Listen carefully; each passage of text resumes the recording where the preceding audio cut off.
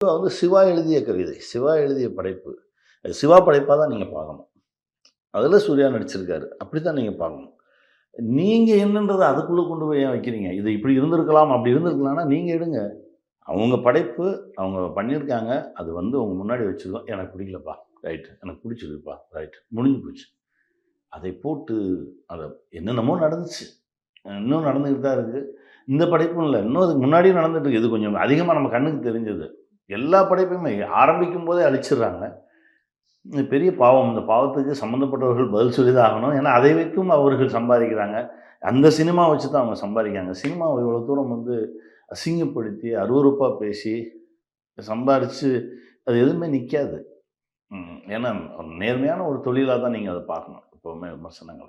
அப்படிதான் நான் பார்க்குறேன். கட் பண்ணா அதே ஆடியன்ஸ் ஒரு ஒரு சின்ன படம் வருது அப்டின்னா, அதையும் வந்து கொண்டாடி ஆடியன்ஸ் தீர்த்துடுறாங்களே சார். வேற, நீங்க இப்ப சொன்னவங்க ட்ரோல்ஸ் வேற. அந்த இது வேற. இவங்க ஓகே. வேற, அவங்க வேற. ஆடியன்ஸ் எல்லாம் நான் இதுக்குள்ள கொண்டு வரவே இல்ல. ஸோ 2மே வேற வேறையா வேற, தான். வேற. இது ஓகே. ஒரு கூட்டம் அவ்வளோதான். ஓகே. சரியா? ஒரு கூட்டம். அந்த கூட்டம் பெரிய ஆடியன்ஸ் மாரி நம்ம கண்ணுக்கு தெரியுது. ஆனா அது கிடையாது.